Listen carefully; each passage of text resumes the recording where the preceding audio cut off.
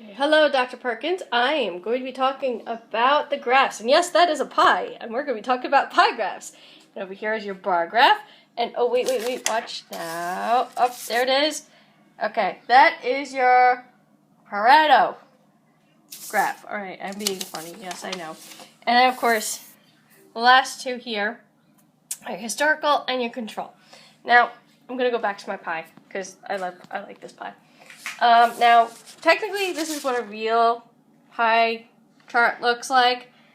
We're just finished dinner, and the reason why I'm showing you a real pie here is because I'm actually going to be serving my kids. I have 5 people in my house, okay? Now, personally, I would like the whole thing. It's cherry. I love cherry. Now, in a pie chart, just like this, excuse me, alright, we are showing how much of a percentage. The percentages, everything is given. And that's how a pie chart works. It is based on the percentages of how much goes in, how much is taken out, what's going in and out of things, and people present this as a pie chart. Now, usually most pies, when you're looking at a normal pie, they have a nice outer layer. So, excuse me here. I'm going to cut this into at least a half right now. And of course, as we know, when we cut into a pie, it all looks even, right? So what happens when that stops looking even and it doesn't look like that pretty pie, which is not going to happen, I know, because it never does on your first cut, right? Of course, you see, this is going to be 1, 2, and let me just get the thirds. And there's, that does not look pretty. Okay, so we got 1, 2, 3, 4. You're like, 4? I didn't know you have 4 children. No. The way I have to cut it for each child, because I don't want my smallest child having the biggest piece, because that would just be, she meant to be up all night. But I don't want my 2 children, the 2 older ones, to have that slice. So I already know that I need to slice this in a manner which will feed all 5 of us. Now, yes, will I have leftovers? Of course. Most people do, but probably not, because my children will eat that in 2 minutes. Now, you like my little bar chart here. These are really not bars. They're actually some kind of weird cookie my daughter has. Anyway, so bar charts are used for sometimes growth or numbering chartings. I'm sure you're hearing that rustling. That is the youngest one causing trouble. They're for discrete data, and usually are presented horizontally. They can be presented that way. Generally just to show growth or other issues, and can be arranged in any order, which is interesting. Now, if we put it this way, and I like, my little, well, when I think of the Pareto, I'm not sure should I say that, forgive me, chart. And the reason I'm using a fishing line here, I don't know if you can see that fishing line, is that it's a line chart and a bar chart combined. And what happens is, I like to think of it as grabbing a piece of that data. That line goes through the data, and it goes right straight through. But it almost looks like it's grabbing it, and it's taking a bite on that hook, when you catch a fish. I don't know if you've ever caught a fish, but I have. When you catch a fish and you bring it up and it goes, whee, like that. Okay, so that's what a Pareto graph looks to me. Like that line graph is trying to grab a piece or a couple pieces of that data. Now, I know this combines 2 forms of data, but just what it looks like to me. There you go. I'm putting that away. Now, line chart, going over to here. Let's see if I can get that for you. Okay, so as you see, I started making a line chart. On line charts, what we do is we start making little dots to graph. Let's say one person, maybe that's not right. One person ate 2 bars, okay? 7 people, where are we, 7? So we're going to go look at 7, so there's 7. 8, let's say, I think that's 10. 10 bars, so we're going to graph that out. So you're plotting. So this becomes a plot, and then the line goes either up or down, and then next week, let's say 2 people ate 3 bars. So now we gotta find the 2, you gotta find 2 here, right? And there's 2, or 10 people eat 10, you know, it's like one of those things. So you got, I can never remember how to chart these things.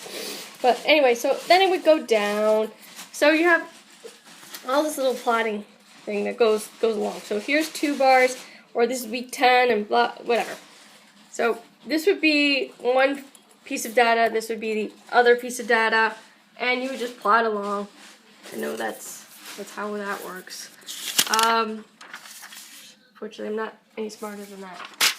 Okay, so once again, to explain, to explain this now, this happens to be a little something I picked up off the internet, and this is some kind of fun thing you can play with people, like a big bag of M&Ms, and you have, well, this says 10 trials, and approximately 60 M&Ms is the most here. Now, as we all know, there were about 20 million colors of M&Ms. So for the first trial, how many were, you could say how many were red. You could say, okay, for the first trial, I got 4 red. So you could say, you can plot something, oh, what the heck? I got here, that was like, for the first trial, I got something, yeah, that's better. Can't see what I'm doing. I got 4 red. Now, you could take a different color and say for the first trial, I got, okay, maybe 20 blue. Okay? This is just a different way of looking at a graph. So, or you can say altogether, how many M&Ms were in the first trial? Okay, so let's use good black, just to have fun. So in the first trial, let's say for some strange reason you wound up with 40 M&Ms. So we're gonna find the first, and we're gonna go right up to 40. You see 40 right there? And we'll make a little. Now you can make a little bar graph out of this. You can make the dot, make the line, or you can make the bar graph, and you go like that. Come down, color it all in, and that's a piece of information. And that's how you use this information to plot or to see how things pan out. Like I said, it's a great little experiment to play with friends, by the way. Okay. All right. Now the histogram, it looks like a part, not like a bar. Histogram. This is a histogram. This looks like a bar chart. Kind of is. It's just a variation of the form. Here they are using a range of data, say of maybe 1 to 25-year-olds and 20 to 50-year-olds. I have no idea what they were using here, but I kind of pulled this off the internet. I doubt, or let's say 1 to 25 pieces of information. Next week they use 20 to 26, and how much proportional, how much in range was that? So let's say this was your first 25 years. This is what you did. You had a 15% increase. Your 20 through 26 through 50 years, you had a much higher increase rate of 3%. Okay, so that's 1.5%. That would be 3%.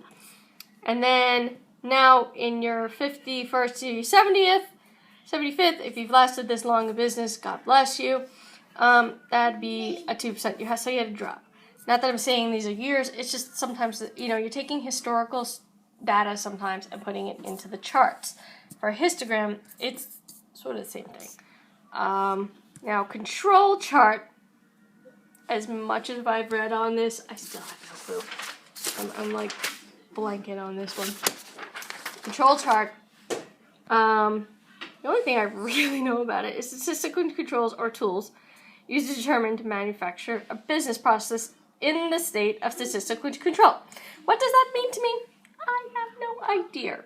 Kind of honestly, I have no clue. To be quite blunt about it.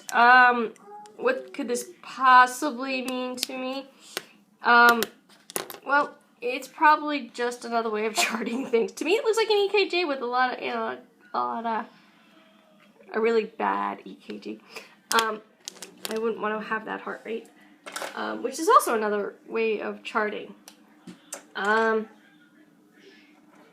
So control chart actually charts the control, if I'm correct here. Please don't blame me if I'm not. And the histogram is a distribution of data on a continuous variable.